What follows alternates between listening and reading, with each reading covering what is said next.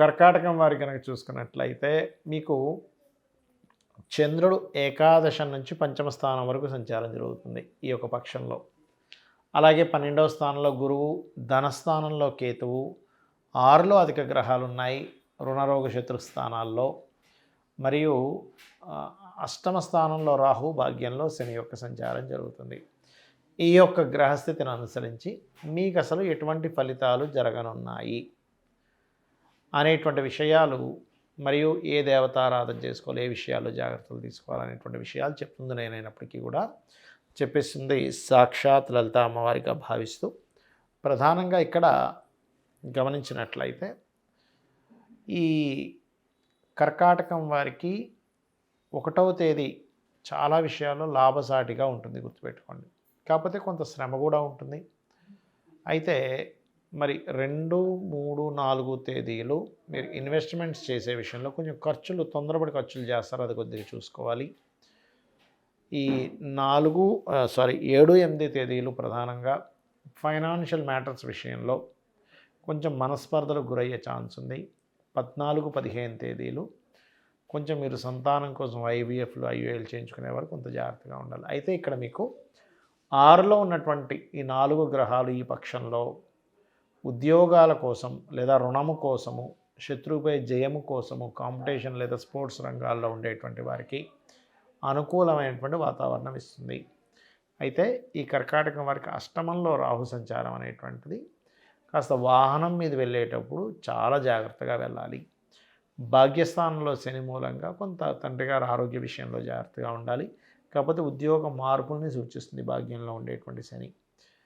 అదేవిధంగా 2వ వివాహం కోసం ప్రయత్నం చేసేటువంటి వారు కొంచెం అనుకూలిస్తుంది, కానీ ఏదైనా కొద్దిగా జాగ్రత్తగా ఉండవలసినటువంటి సందర్భాలు చూపిస్తున్నాయి.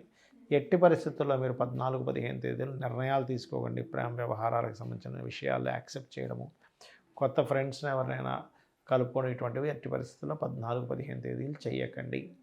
ఇక మీరు నిత్యము చేయవలసినటువంటి దేవతా ఆరాధన ఓం స్కందాయ నమః అనేటువంటి నామస్మరణ చేయండి.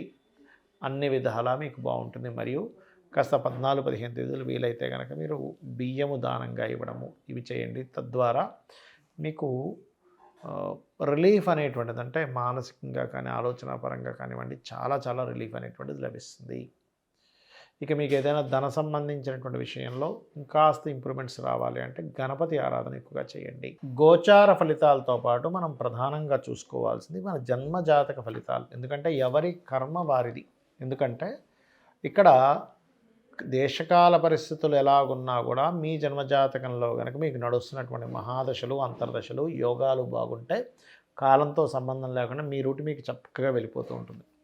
అయితే పర్సనల్ చార్ట్ చూపించుకునేటప్పుడు అసలు ఎటువంటి విషయాలు టచ్ చేయడం జరుగుతుంది, ఎటువంటి విషయాలు తెలుసుకోవడం జరుగుతుంది అనేటువంటి చాలామంది అడుగుతున్నారు. ముందుగా మనకి లగ్నం నుంచి 12 భావాలు ఉంటాయి, గుర్తుపెట్టుకోండి.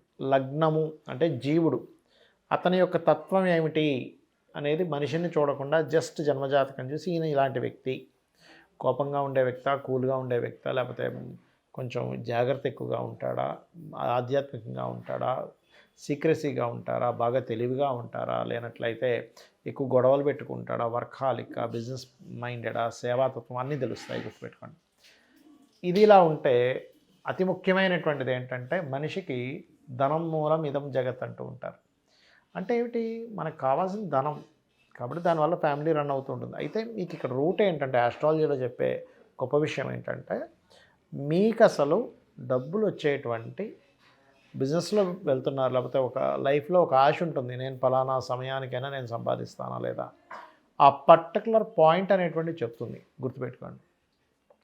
అలాగే మరొక విషయం ఏంటంటే ఇక్కడ గమనించినట్లయితే దీంతో పాటు మీకు ఈ ధనాన్ని ఇచ్చేటువంటి కాంబినేషన్ ఒక ఎత్తు అయితే, ధనం ఏ రూట్లో వస్తుంది, ఏ మార్గం ద్వారా ధనం వస్తుందని చిన్నప్పుడే తెలుసుకుంటే మీరు చదివే ఎడ్యుకేషన్ చాలామంది చూడండి, ఫలానా చదివానండి కానీ నాకు అది ఉపయోగపడలేదు, ఇంకో దాంట్లో వెళ్ళిపోయానంటూ ఉంటారు. అలా మీకేంటంటే ఈ సెకండ్ హౌస్ ఏదైతే ఉందో, ఈ సెకండ్ హౌస్ లార్డ్ ఎవరో, సెకండ్ హౌస్ ఎప్పుడు యాక్టివ్గా ఉంది, ఎప్పుడు డియాక్టివ్గా ఉంది, ఇన్వెస్ట్మెంట్ స్థానం పాడైన సమయంలో చాలామంది తెలియక ఇన్వెస్ట్మెంట్స్ చేస్తూ ఉంటారు. అటువంటిది పర్టికులర్గా ఏ ప్లానెట్ మీకు ఇన్వెస్ట్మెంట్ని ఆపుతుంది. దానికి ఎటువంటి పరిహారం చేసుకుంటూ ముందుకు వెళ్తే మీరు చేసే ఇన్వెస్ట్మెంట్స్ బాగుంటాయి. అది గృహం కొనుక్కునేది ఏ సమయము, అదేవిధంగా ఏ డైరెక్షన్లో కొనుక్కుంటే బాగుంటుంది, ఆల్ డైరెక్షన్స్ ఈజ్ గుడ్. అదేవిధంగా వివాహానికి కూడా సమయం ఉంటుందండి. అంటే ప్రతి వ్యక్తికి కూడా ఒక 20 ఏళ్ల వయసు, 21 ఏళ్ల వయసు నుంచి, కొంతమందికి 18, 16 ఏళ్ల వయసు నుంచే కూడా స్టార్ట్ అవుతున్నారు కాబట్టి ఎర్లీ మ్యారేజ్ యోగం ఉండేటువంటి వారు ఆ సమయం నుంచే ప్రారంభమవుతారు. అయితే ఇక్కడ నేను చెప్పేది ఒకటే, మీ యొక్క జన్మజాతకంలో ఎప్పుడైతే మీకు వివాహం ఈ సమయంలో జరిగితే బాగుంటుంది అని ఉంటుందో ఆ సమయంలో చేసుకోవడమే అన్నిటికంటే ముఖ్యం. చాలామంది చూడండి, పాయింట్స్ కలిసే కానీ విడిపోతున్నాము, ఏంటో మంచి ఫ్యామిలీ అనండి, ఇద్దరి మధ్యన గొడవలు వచ్చాయంటూ ఉంటారు. అంటే వాళ్ళకి పర్టికులర్గా వివాహ జీవితాన్ని కొనసాగించేటువంటి సమయం నడవట్లేదు. ఏదో తంతు కొద్దీ ఏదో వివాహం జరిగింది కానీ దూరంగా ఉండేటువంటి యోగం నడుస్తుంది. అందుకే కొంతమంది చూడండి, నేను కొన్ని జాతకాలు చూసి 20 ఏళ్ళు 30 ఏళ్ళ తర్వాత కూడా విడిపోయిన వాళ్ళని చూసాను. ఎందుకు అంటే ఆ పర్టికులర్ టైం వాళ్ళకి ట్రిగర్ అవుతూ ఉంటుంది. ఇక్కడ 3 విషయాలు ముఖ్యంగా, అసలు ఎప్పుడు వివాహం చేసుకుంటే కరెక్ట్ అనేది తెలుస్తుంది మనకి జ్యోతిషశాస్త్రంలో. రెండవది, మన జన్మజాతకంలో ఒకవేళ సింగిల్ మ్యారేజ్, డబుల్ మ్యారేజెస్ ఏమైనా ఉన్నాయా, 2-3 వివాహాలు జరుగుతాయి కొంతమందికి వాళ్ళ జాతక చక్రంలో ఉండేటువంటి కాంబినేషన్స్ వల్ల. అలా జరిగేటప్పుడు మీరు ఎటువంటి జాగ్రత్తలు తీసుకుంటే మంచిది అనేటువంటి విషయం ఒకటి తెలుస్తుంది. అదేవిధంగా అలా ఉన్నప్పుడు ముందుగా అర్క వివాహం లేదా కుంభ వివాహం చేసుకోవడం మంచిది అనే విషయం కూడా చెప్పొచ్చు. అదేవిధంగా వివాహం అయిపోయిందంటే కానీ ఒక 20 సంవత్సరాలతో కూడా వస్తున్నాయి. ఆ పర్టికులర్ పీరియడ్ ఏమిటి, ఎందుకు ఆ పీరియడ్ ఇస్తుంది, ఆ సమయంలో కొంతమందికి దూరంగా ఉన్నప్పుడు తగ్గిపోతుంది దాని ప్రభావం. అంటే అబ్బాయి ఏదో విదేశాలకు వెళ్తాడు ఉద్యోగం కోసమని, ఆ రకంగా. ఇదే సేమ్ ప్యాటర్న్ మీరు ఇన్వెస్ట్మెంట్స్ విషయంలో చూసుకోవచ్చు. అంటే ఎప్పుడు ఇన్వెస్ట్మెంట్ చేస్తే మంచిది, ఎప్పుడు ఏది కొంటే మంచిది, ఏది కొనకూడదు, అసలు మీ పేరు మీద కొనొచ్చా కొనకూడదా, మీ జీవిత భాగస్వామి పేరు మీద కొంటే మంచిదా, లేదా మీ పిల్లల పేర్ల మీద కొంటే మంచిదా. కొన్నిసార్లు ఏమవుతుందంటే వాళ్ళ పేరు మీద కొంటేనే దానికి లోన్ వస్తుందని ఉంటుంది. అప్పుడు ఏమిటండి, మరి నా పేరు మీద ఇన్వెస్ట్మెంట్స్ చేయకూడదని ఉంది, ప్రాపర్టీస్ కొనకూడదు అంటున్నారు, మరి మా బిజినెస్ పేరు మీద కొనాలంటే రాదు అన్నప్పుడు, అప్పుడు అది ఏ ప్లానెట్ ద్వారా మనకి ఇబ్బంది ఇస్తుందో ఆ పర్టికులర్ ప్లానెట్కి సంబంధించిన పరిహారం చేసుకోవచ్చు. అదేవిధంగా విదేశాలకు వెళ్తే బాగుంటుందా, ఇక్కడ ఉంటే ఇతనికి గ్రోత్ ఉంటుందా, అదేవిధంగా రిలేషన్స్ ఎలా ఉంటాయి, సంతానం ఎందుకు అభివృద్ధి అవ్వట్లేదు, సంతానం ఎందుకు కలగట్లేదు, అసలు ఏ ప్లానెట్ని మనం దాని యొక్క ప్రభావాన్ని తగ్గించుకుంటే, ఇక్కడ ఏమీ లేదు, సింపుల్, ఇది మెడికల్ లాగేనండి ఆస్ట్రాలజీ. మన బాడీలో పలానా ప్లేట్లెట్స్ తగ్గాయి అన్నప్పుడు వీక్ అయిపోతాడు, లేదా పలానా వైటమిన్స్ తగ్గాయి అన్నప్పుడు డౌన్ అవుతుంటాడు, ఫలానా ఫుడ్ తీసుకోవడం ద్వారా ఫలానా వైటమిన్స్ వస్తాయి, లేకపోతే ఫలానా కొన్ని వదలడం ద్వారా, కూర్చోండి కొన్ని ఏమో తీసుకోవాలి, కొన్నిటేమో వదిలేసేయాలి. షుగర్ బాగా ఉంది, షుగర్ని వదిలేయాలి కదా. అదేవిధంగా ఒక వ్యక్తికి ఫలానా ఇవి తగ్గాయి, ఫ్రూట్స్ తీసుకొని వాటిని పెంచుకుంటాడు.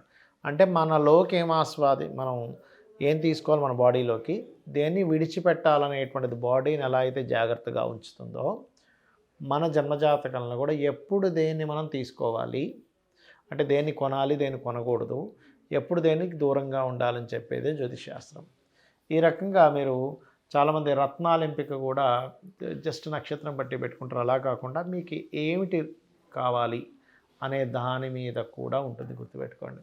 కాబట్టి ఈ రకంగా చేసుకొని మీ యొక్క జీవితాన్ని ఆనందదాయకంగా మార్చుకుంటారని కోరుకుంటూ, సరే నాకు జాతకం తెలియదండి ఏం చేయాలి, ఏమి టెన్షన్ పడకండి, చక్కగా రోజు లలితా సహస్రనామాలు చేసుకోండి.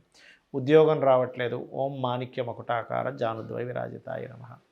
అలా కాదు, నాకు ఫైనాన్షియల్గా బాగాలేదు, ఓం సంపత్కరీ సమారూఢ సింధుర వ్రజ సేవితాయ నమః. లేదు, ఓం ధర్మాధ్యక్ష ధనాధ్యక్ష ధనధాన్య వివర్ధినే నమః. లేదు, ఓం ఇంద్రగోప పరిక్షిప్త స్మరతోనా భజంగికాయ నమః. ఈ రకంగా చేసుకోవచ్చు. శ్రీమాత్రే నమః.